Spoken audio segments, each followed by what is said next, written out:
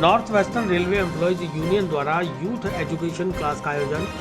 Carriage कारखाने के एकता hall में यूनियन के वरिष्ठ नेताओं ने किया संबोधित। North western railway employees union के द्वारा शनिवार को कैरिज कारखाना शाखा के तत्वाधान में कैरिज कारखाने की कैंटीन की एकता हॉल में यूथ एजुकेशन क्लास का आयोजन किया गया। रेलवे में हाल ही में भर्ती हुए युवा वर्ग को केंद्र सरकार की कर्मचारी विरोधी नीतियों की जानकारी देने और केंद्र द्वारा रेलों के निजीकरण के विरोध में आंदोलन की रूपरेखा तैयार करने के लिए इस कार्यशाला का आयोजन किया गया। कार्यशाला को north western railway employees union के वरिष्ठ पदाधिकारी और कर्मचारी नेताओं ने संबोधित किया, जिनमें जोन के महामंत्री मुकेश माथुर, मंडल मंत्री अरुण गुप्ता, मंडल अध्यक्ष मोहन चेलानी आदि ने कर्मचारियों को संबोधित करते हुए केंद्र सरकार की रेल और रेल कर्मचारी विरोधी नीतियों की जानकारी दी और उनसे मुकाबला करने का आह्वान किया। कार्यशाला की जानकारी देते हुए कैरिज कारखाना शाखा अध्यक्ष महेंद्र सिंह गोदारा ने बताया कि कार्यशाला में तीनों कारखानों के समस्त रेल कर्मचारी शामिल हुए हैं।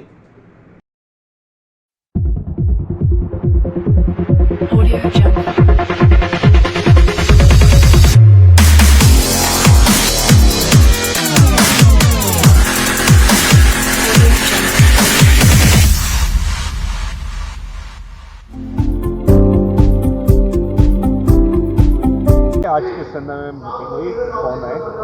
आज कैरिज कारखाना अजमेर द्वारा यूथ एजुकेशन क्लास का आयोजन किया गया है, जिसमें हमारे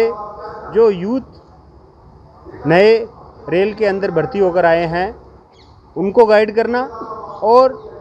साथ में जो हमारे पुराने साथी हैं उनको भी जो आगामी रेल के अंदर रेल कर्मियों के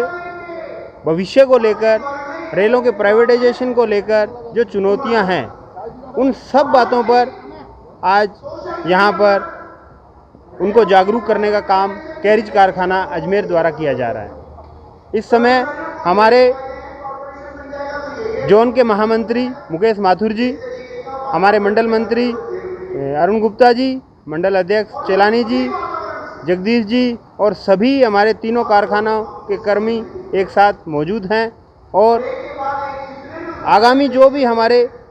संगठन के द्वारा, AIRF के द्वारा, NWRU के द्वारा जो भी चुनौतियां को अवसर में बदलने के हिसाब से और रेल कर्मियों के हितों के हिसाब से जो हमें टारगेट दिए जाएंगे, जो हमें संघर्ष करने के लिए बताया जाएगा, उसमें NWRU कैरिज कारखाना अजमेर हमेशा आगे की पंक्ति में होकर एक उदाहरण पेश करने का काम करेगा।